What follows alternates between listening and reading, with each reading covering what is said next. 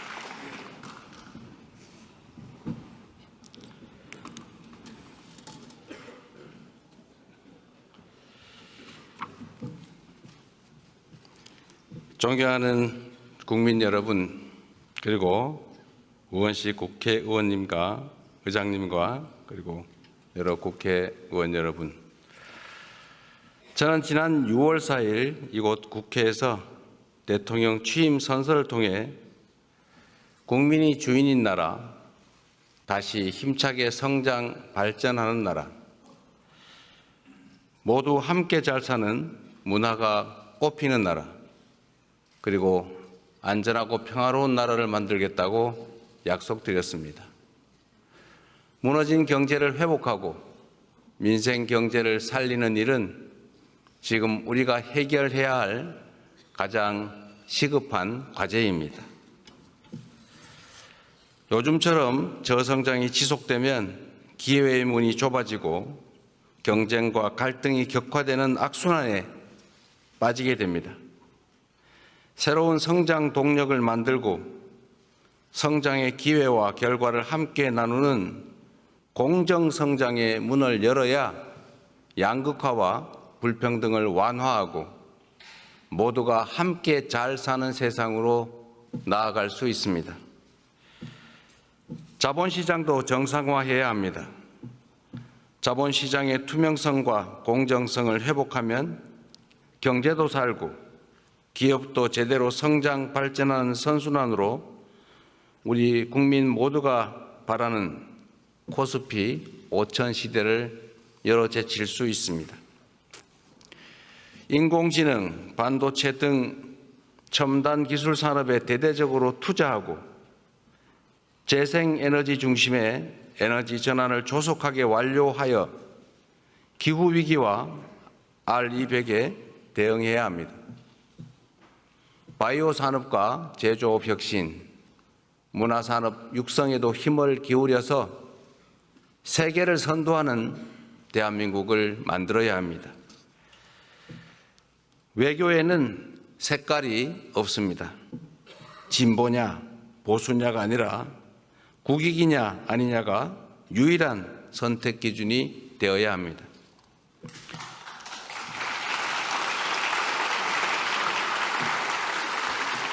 감사합니다. 우리 국민의힘 의원들은 반응이 없는데 이러면 좀 쑥스러우니까. 국익 중심의 실용 외교로 통상과 공급망 문제를 비롯한 국제 질서 변화에 슬기롭게 대응해야 합니다. 한반도와 한반도의 평화와 안정을 확보하는 일도 더없이 중요한 일입니다. 평화가 밥이고 평화가 곧 경제입니다. 평화가 경제 성장을 이끌어내고 경제가 다시 평화를 강화하는 선순환을 통해 국민의 일상이 흔들리지 않는 나라를 꼭 만들겠습니다.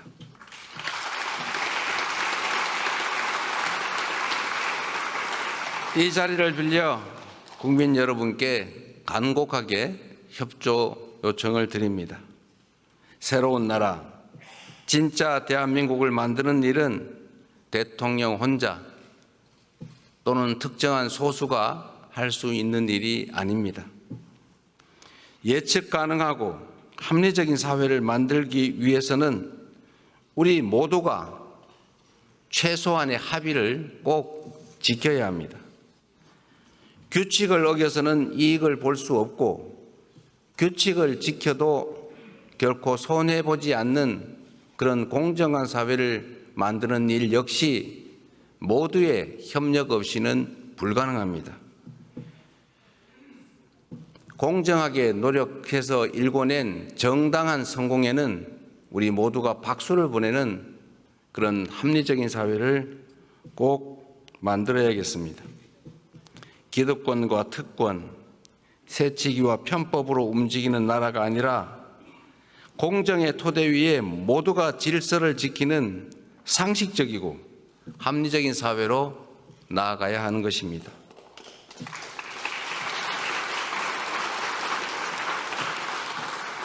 새로운 사회로 변화하는 과정은 고통을 수반하지만 건물을 걷어내야 씨를 뿌릴 수 있습니다.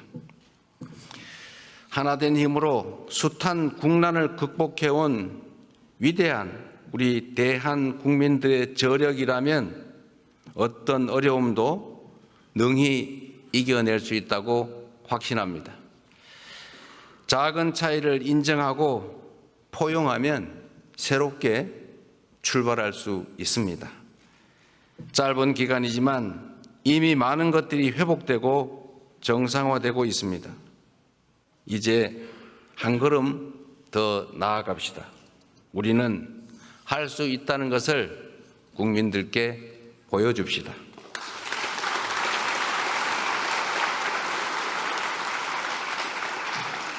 존경하는 국민 여러분, 그리고 더불어민주당, 국민의힘, 조국혁신당을 포함한 국회의원 여러분, 오늘 저는 정부가 추가 경정 예산안을 편성한 이유와 주요 내용을 직접 설명드리고 국회 협조를 구하고자 이 자리에 왔습니다. 인수위원회도 없이 출범한 정부가 시급하게 추가 경정 예산안을 편성한 이유는 우리 경제가 처한 상황이 그만큼 절박하기 때문입니다. 지금 우리 대한민국은 매우 엄중한 시기를 지나고 있습니다. 수출 회복이 더딘 가운데 내수마저 어려움을 겪고 있습니다. 고물가, 고금리, 고환율에 경제 성장률은 4분기 연속 0%대에 머물고 심지어 지난 1분기는 마이너스 성장을 하기도 했습니다. 중산층의 소비 여력은 줄어들고 자영업자들의 빚은 더 이상 감내할 수 없는 수준에 이르고 있습니다. 세부 경제 지표를 살펴보면 민생의 어려움이 더욱 여실히 드러납니다. 올 초까지 소비, 투자 심리 모두 악화 일로입니다. 올해 1분기 정부 소비, 민간 소비, 설비 투자, 건설 투자가 모두 역성장했습니다. 즉 줄어들었다는 뜻입니다. 구직을 단념한 청년들의 숫자는 역대 최고 수준을 기록합니다. 폐업한 자영업자 수도 연간 100만 명입니다.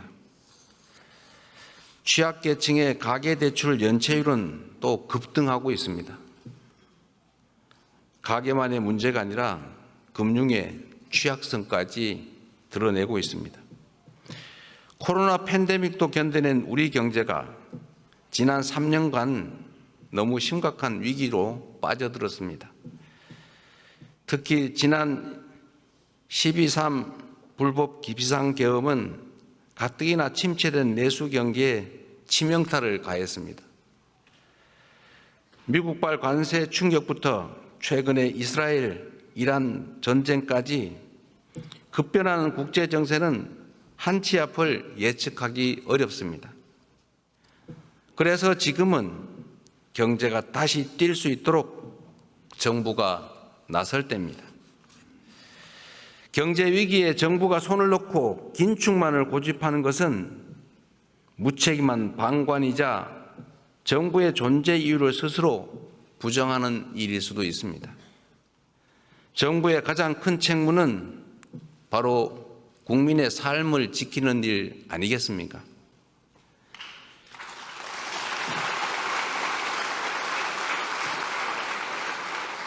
국민의 삶을 지키는 정부, 그리고 위기 앞에 실용으로 답하는 정부라야 합니다. 이념과 구호가 아니라 경제와 민생을 살리는 실천이 바로 새 정부가 나아갈 방향입니다.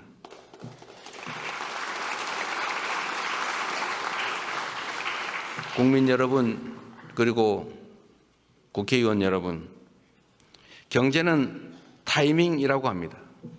지금이 바로 그 타이밍으로 생각됩니다. 저는 취임 첫날 첫 행정지시로 비상경제점검 TF를 구성하고 경기 침체 극복과 민생 회복을 위해서 30조 5천억 원 규모의 추가 경정 예산안을 편성했습니다. 신속한 추경 편성과 속도감 있는 집행으로 우리 경제, 특히 내수 시장에 활력을 불어넣는 것이 중요하다고 판단했습니다. 경기 회복의 골든타임을 놓치지 않도록 국회에 적극적인 협조를 부탁드리면서 추가 경정 예산안 세부 내용을 설명드리겠습니다. 첫째, 심각한 내수 침체에 대응하기 위해 소비 진작 예산 11조 3천억 원을 편성했습니다. 약 13조 원 규모의 민생 회복 소비 쿠폰을 편성해서 소비 여력을 보강하고 내수 시장 활성화를 지원하려고 합니다. 소비 쿠폰은 세금을 내시는 분을 포함해서 전 국민에게 보편 지급하되 취약계층과 인구 소멸 지역은 더 두터운 맞춤형 지원으로 편성했다는 말씀을 드립니다. 모든 국민들은 1인당 15만 원씩을 받으시되 형편과 지역에 따라 최대 52만 원까지 지원하게 됩니다. 지역 경제에 숨을 불어넣기 위해 지역사랑 상품권에 6천억 원 국비를 추가 투입해서 할인율을 인상하고 발행 규모를 8조 원 추가로 확대했다는 말씀을 드립니다.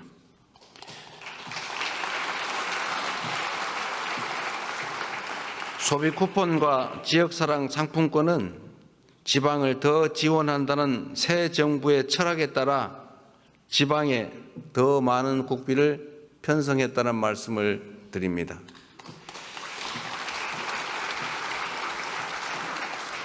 둘째, 경기 활성화를 위한 투자 촉진 예산 3조 9천억 원을 편성했습니다.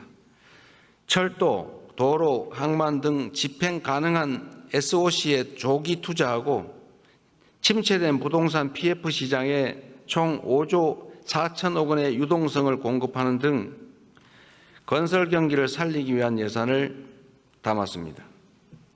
AI와 신재생 에너지 관련 투자를 확대하고 벤처 중소기업 모태펀드 출자 등 1조 3천억 원의 자금 지원으로 대한민국 성장 동력을 되살리고자 했다는 말씀을 드립니다.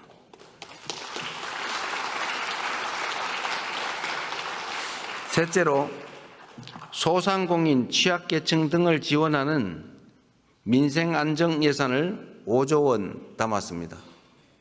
같은 경제 위기 상황이라도 고통의 무게는 같지 않습니다. 코로나 팬데믹 위기부터 12.3 불법 비상계엄까지 극심한 고통을 겪고 계신 소상공인, 자영업자, 취약계층을 위한 특단의 대책이 필요합니다.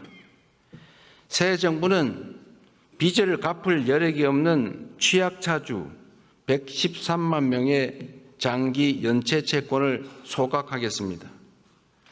7년 이상 연체된 5천만 원 이하 채무를 정리해서 사실상 파산 상태로 상환 능력을 상실한 분들이 다시 정상적인 경제 활동에 복귀할 수 있는 기회를 부여해 드리려고 합니다. 성실하게 상환 중인 소상공인 여러분들에게는 분할 상환 기간을 확대하고 이자를 추가 감면할 것입니다. 폐업 소상공인의 재기 지원을 위해서 폐업 지원금도 인상합니다. 구직급여와 국민 취업 지원제도 확대 등 고용 안전망 구축에도 1조 6천억 원을 편성했습니다.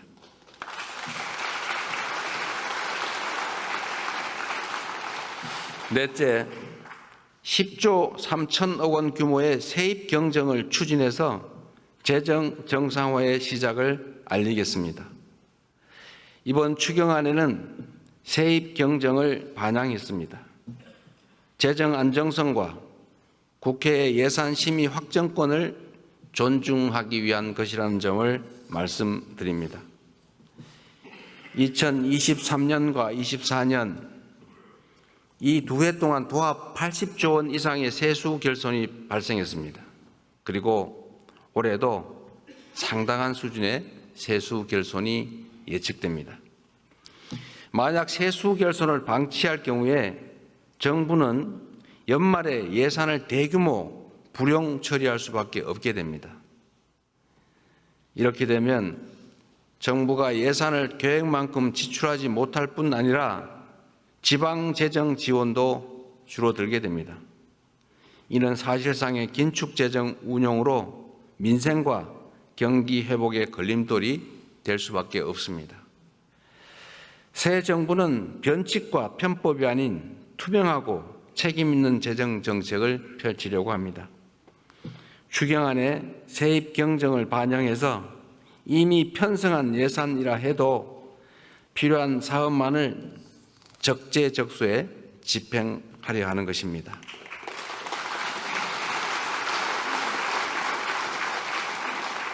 존경하는 국민 여러분, 우원식 국회의장님, 그리고 국회의원 여러분, 경제와 민생을 살리는데 여야가 따로 있을 수 없습니다.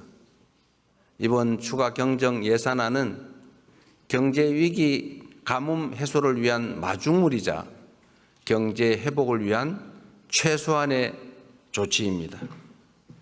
정부가 추경안에 담지 못한 내용이 있다면 국회 예산 심의 과정에서 주저하지 마시고 의견을 내주시기 바랍니다. 특히 우리 야당 의원님들께서도 필요한 예산 항목이 있거나 삭감에 주력하시겠지만 추가할 게 있으시다면 언제든지 의견을 내주시기를 부탁드립니다. 다행히 새 정부 출범 이후에 정치적 불확실성이 해소되면서 소비 심리가 많이 개선되고 있습니다. 정부는 앞으로도 든든한 민생의 버팀목이 되도록 노력하겠습니다. 오직 실용 정신에 입각하여 국민의 삶을 살피고 경기 회복과 경제 성장의 새 길을 열기 위해 최선을 다하겠습니다. 대한민국 경제의 활력을 되찾고 국민이 행복한 나라를 만드는 데에 국회가 적극 협조해 주시기를 부탁드리면서 우리 국민의힘 의원님들 어려운 자리 함께해 주신 점에 대해서 진심으로 감사하게 생각합니다. 고맙습니다.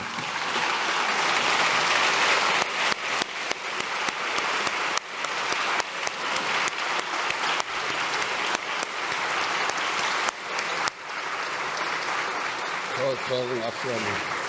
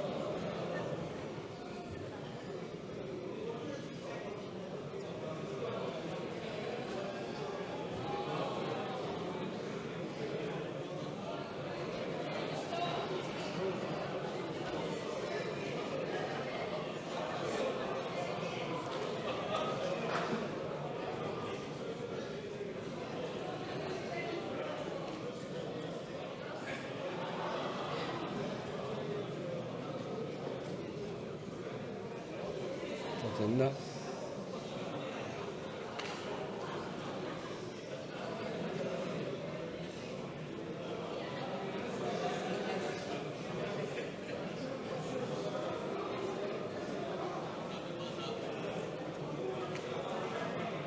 제일 보세요.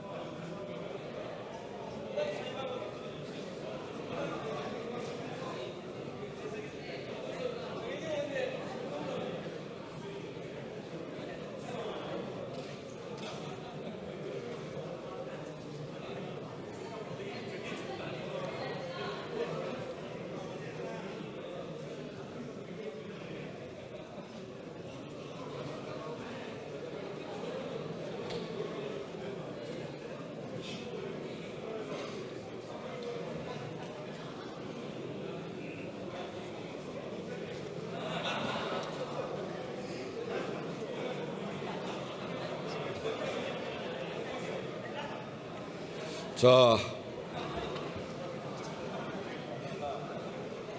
의석을 정돈해 주시기 바랍니다.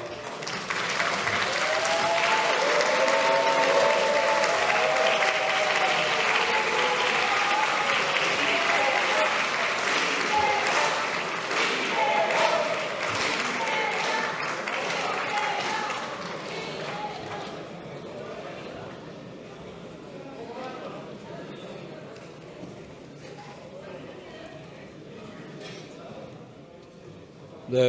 여러분의 생각은 어떠신가요? 댓글로 남겨주세요. 지금까지 K트렌드 뉴스에서 소식을 알려드렸습니다. 시청해주셔서 감사합니다. 좋아요와 구독도 잊지 마세요. 감사합니다.